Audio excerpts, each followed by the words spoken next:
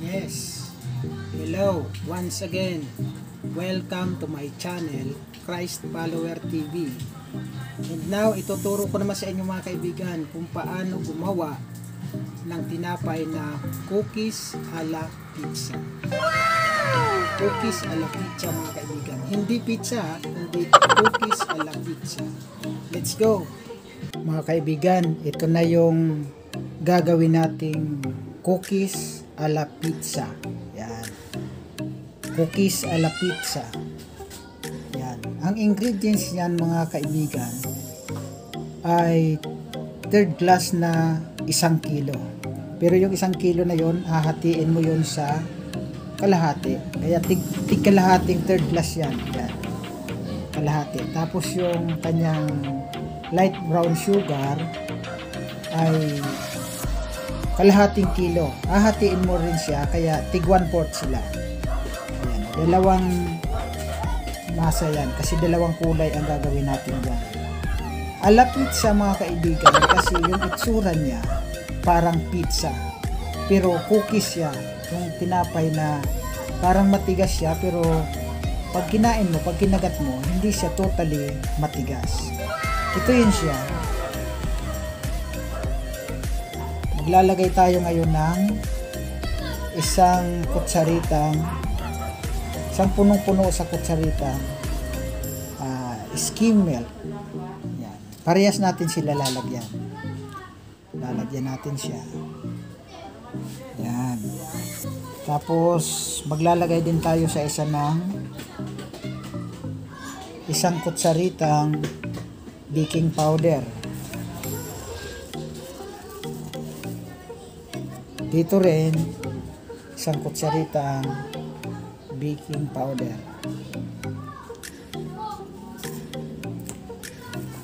Ayan. Ako naman mga kaibigan, mostly ang ginagawa kong kulay is kulay red combination, tsaka yung kulay food color. Kulay red tsaka kulay dilaw, yung tinatawag nating egg yellow. Yan. Lalagyan natin siya. Okay.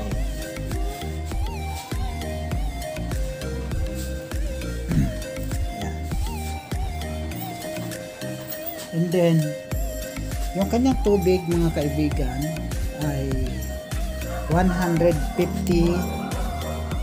grams. 150 grams. Pag tinimbang niya sa timbangan mga kaibigan, 3 guhit lang yan sa timbangan. So, ganun din dito. Ganun din ang tubig niya. Parehas lang ang sukat. 150 grams. So, all in all, 300 grams or kalahating kilo may 1 guhit. So, yan ang mga kaibigan.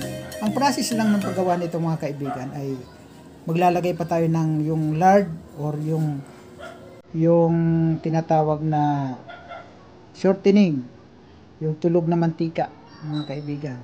So, pag nailagay na natin ang lahat ng ingredients niyan, hahaluin lang natin siya ng hahaluin hanggang sa mabuo siya, and then i-divide na natin yan sa 8 piraso. Kaya medyo yung isang kilo mga kaibigan ay mapaparami natin siya. Ipapakita ko sa inyo kapag ito ay tapos ng namasa. Okay? Yes mga kaibigan, ito na yung ningasan natin kanina. Magkaibang kulay, isang pula, isang kulay dilaw. So, i-divide lang natin ito. Gawin natin sa tulad ng pizza.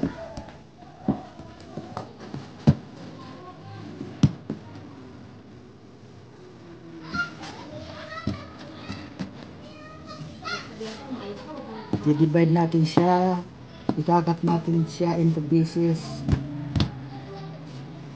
Gawin natin siyang 8 pirasong iwa-iwa.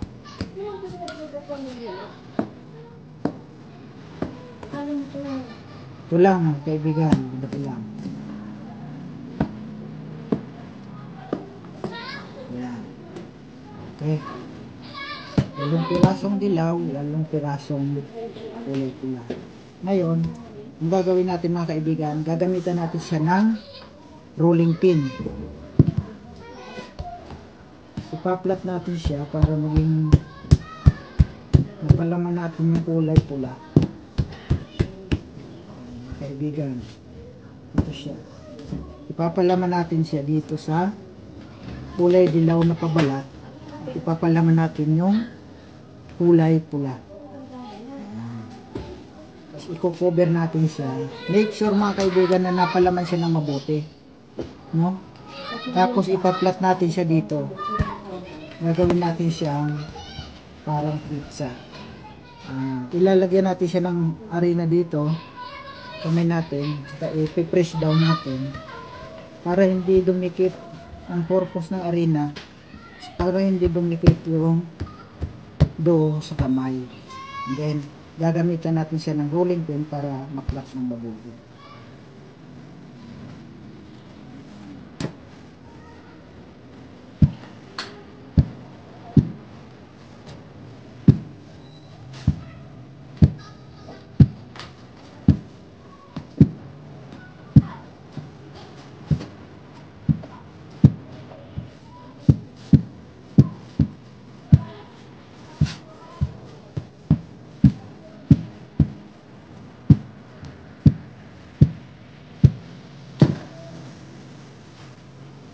Bibilugin lang natin siya ng medyo maayos na pagkabilog mga kaibigan. And then, ilalapat na natin siya dito sa, kita nyo ito mga kaibigan, dito sa tray nito.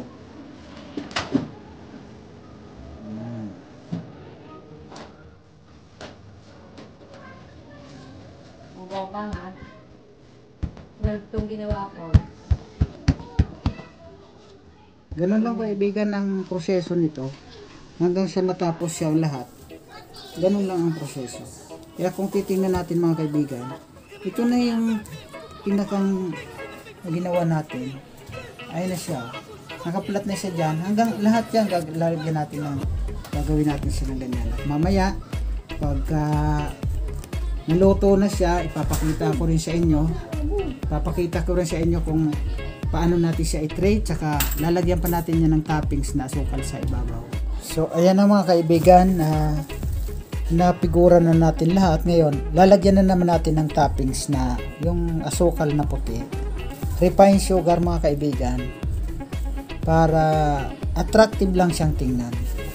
Mas maganda siyang mayroon siyang toppings o coated siya ng asukal na kulay puti, yung refined sugar. Yan. Ganun lang ang gagawin natin. Hanggang sa malagyan natin siyang lahat. At mamaya mga kaibigan, ready na siyang iluto. Hindi na siya kailangan pang paalsahin. Ito ang pinakang maganda sa cookies kasi anytime. Pag nabuo mo na siya, na figura mo na siya, pwede mo na siya isalang.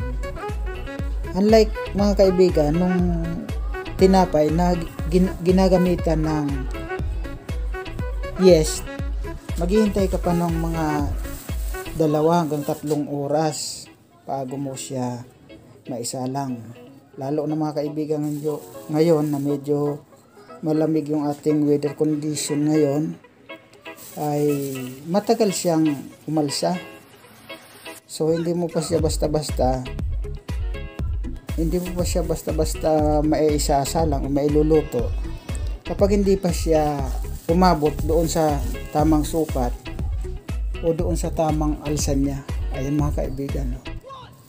Lalagyan lang natin siya ng asukal sa ibabaw.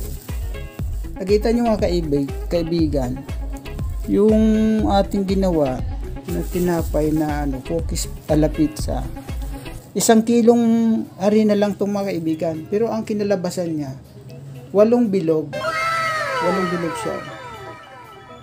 Yan mga kaibigan. 8 bilog siya mga kaibigan. Yan.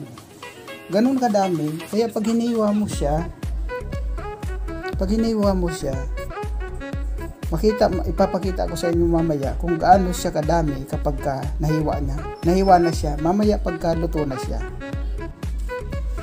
So mga kaibigan, ito na yung ating cookies a la pizza. Yan, ganun na siya karami kaibigan.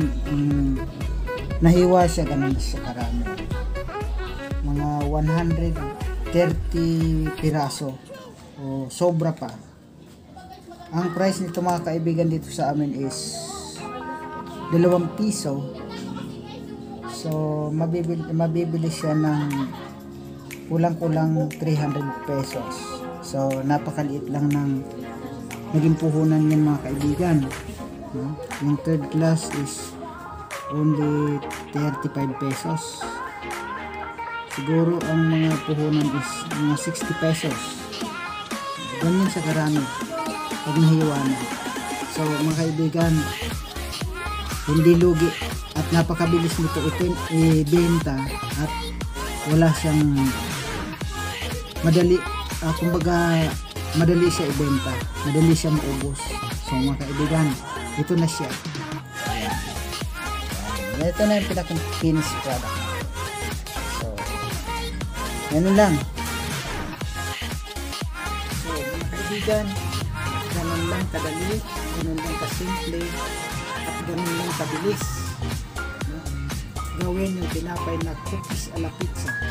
At bago pala tayo magtapos sa ating pagtuturo na ito, nais kong shout out mga kaibigan si Richnil TV. Richnil TV, shout out sa iyo. Pinay Life in OC. Yan. Sana tama yung bigkas ko ha. Pinay Life in OC. Okay. Shout out sa iyo. Batang Terminal TV. Batang Terminal TV. Shout out sa iyo kaibigan. Margistic TV. Shout out sa iyo. Dotings TV. Dotings TV. Shout out sa iyo. Chris Ayan. Chris Ayan. Shout out sa iyo kaibigan. Siguro pinapasarap mo na mabuti yung ating mga tinapa dyan. Self Provider TV. Shout out sa iyo. PC Vlog 24. PC Vlog 24. Shout out sa iyo kaibigan. Kadwa Michael Vlog. Kadwa Michael Vlog. Shout out sa iyo kaibigan. Siguradong malalago at magaganda na yung ating mga tanim dyan. Juan Magsasaka. John Eric Balansa. Kaibigan, patuloy ka lang kaibigan. Brother Eric Tenorio, SGC TV. Shout out sa iyo kaibigan. Smolting Vlog. Smolting Vlog. Shout out sa iyo. Sarapan mo bro ang mga luto mo bro. Alex Farmers. Alex Farmers bro. Shout out uli sa iyo bro. Pretty Jim Guts. Yan, Pretty Jim Guts. Tuloy-tuloy lang. Shout out sa iyo. Discarding magbubukid. Discarding magbubukid.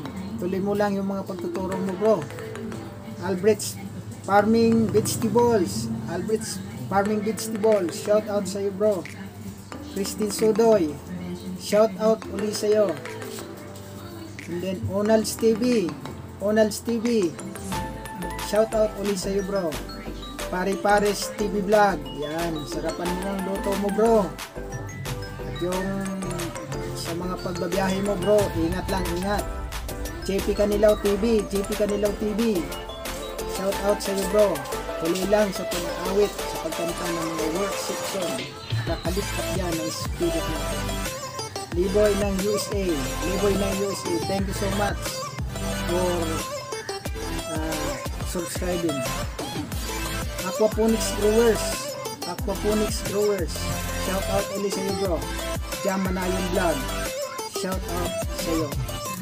So, shout out ko rin ng mga kaibigan ko, no? Ng Magbuo family. Yan, lahat kayo. Shout out sa inyong lahat. Manalang family. Shout out sa inyong lahat. Gayoko family. Shout out sa inyong lahat. Maging dyan sa Marikina. Bison family. Shout out sa inyong lahat. Sunaba family. At lahat ng mga pamangkin ko diyan na napakaraming hindi ko na sila kayang isa-isahin. Shout out sa inyong lahat. So mga kaibigan, dito na lang muna ako dahil mapapahaba yung ating video. Next time, yung mga hindi ko nabanggit, please comment down na lang kayo para sa next video maisama natin sa shoutout yan bago tayo matapos sa ating vlog. So, thank you so much sa inyong panunood mga kaibigan. God bless and bye-bye.